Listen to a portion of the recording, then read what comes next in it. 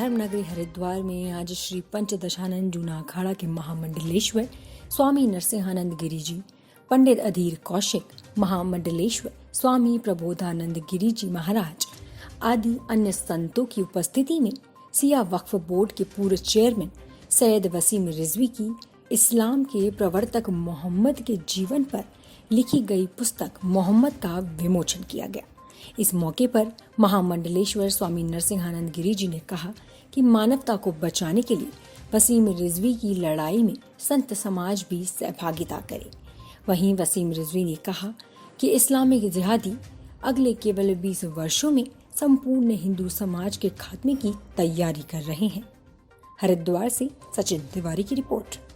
हिंदुओं के किसी संगठन ने आईएसआईएस की तरह खुलेआम लोगों की गर्दनें काटी हैं? आप बताइए, क्या किसी भी हिंदू संगठन ने आज तक किसी निर्दोष व्यक्ति को मारा है?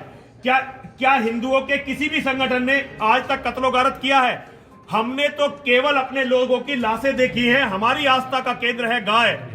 अगर गाय माता मारी जाती है और एक आध मुसलमान मर जाता है तो उसके लिए संसद में हिंदुओं का ही प्रधानमंत्री रोने लगता है।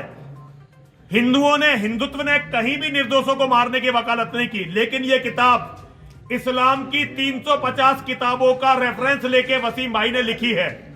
इस किताब की असलियत को छिपाने के लिए, इस्लाम की असलियत को छिपाने के लिए सलमान खुर्शीद जैसे लोग सामने आते हैं बुद्धिजीवी की शक्ल में, और ये दुनिया से सबसे बड़ा बवंडर, दुनिया के सबसे बड़े इस्लाम की परिभाषा जो वसीम भाई बताते हैं मैं भी बताता हूं। Islam is a organised gang of criminals, जिसे अपराधियों ने शुरू किया था। तो आज उन अपराधियों का वकील बनके ये सलमान खुर्शीद सामने आया है। लेकिन ये अकेला नहीं है, ऐसे अपराधियों के वकील करोड़ों की संख्या में हैं। और मैं तो चाहता हूं हिंदुओं के पास भी अपना एक ऐसा गिरोह होना चाहिए जैसा आईएसआईएस है। हमारा भी एक बोको हराम होना चाहिए। अगर हमारे पास ऐसे संगठन नहीं होंगे तो हमारे निर्दोष लोग मारे जाते रहेंगे। इन मौलाना, आप यूट्यूब पर देखिए कैसे इन मौलानाओं की हिम्मत हो रही है मेरी या वसीम भाई की गर्दन काटने के लिए कहने की खुलेआम। कैसे उनकी मस्जिदों से ये ऐलान हो जाते हैं, कैसे वो हमारी गर्दनों का, आज तक क्या किसी हिंदू ने किसी मुसलमान नेता की गर्दन का भाव तय किया है? ये नहीं किया हमने। ये केवल हमें बदनाम करके हमारी अंतिम शरण स्थली है। वसीम भाई ने बताया, स्पष्ट बताया कि उनके मदरसों में 20 साल के अंदर हमें बिल्कुल खत्म करने की तैयारी पूरी हो चुकी है। मैं वसीम भाई की बात से बिल्कुल सहमत हूं। मैं भी ये बात बताता रहा हूं।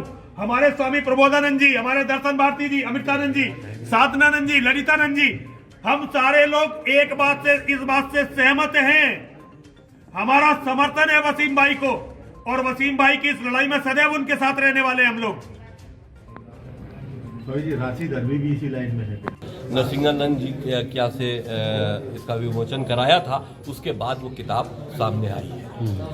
देखिए, हिंदुत्व को बदनाम करने के लिए और हिंदुओं को झूठा दिखाने के लिए अदालतों के अंदर भी इस्लामिक जो इनकी मान्यता प्राप्त किताबें हैं 350, उसमें से ये मानते हैं कि इस्लाम दुनिया में एक लौता वो मजहब है जो दूसरे धर्म के लोगों को कत्ल करने के लिए कहता है, और ये कहलवाया मोहम्मद ने है। और मोहम्मद का चरित्र क्या था वो इस किताब में मौजूद है। मोहम्मद एक ढोंगी व्यक्ति था, मोहम्मद एक मानसिक बीमार व्यक्ति था, मोहम्मद एक औरतों का शौकीन व्यक्ति था, और उसका चरित्र ऐसा था तो वो अल्लाह का मैसेंजर कैसे हो सकता है? पहली चीज तो ये इस किताब से वाज़ेह होती है। आप लोगों के माध्यम से एक बात और, क्योंकि अभी इलेक्शन का करीब है और राजनीतिक ताकत भी एक बहुत बड़ी ताकत है। इतना जरूर हो, शायद मैं कोई पॉलिटिक्स के तहत बात नहीं कर रहा, लेकिन वो सियासी पार्टियों से मुझे बहुत एतराज है जो मुसलमानों का वोट लेकर हिंदुस्तान की सियासत करने की कोशिश करती हैं और हुकूमत बनाने की कोशिश करती है। ये याद रखना चाहिए हिंदुओं को, जो मुसलमानों के सहयोग से हुकूमत बनाएगा तो मुसलमान अपना एक एक वोट की कीमत हिंदुओं के कत्ल करके वसूल करने की कोशिश जरूर करेगा।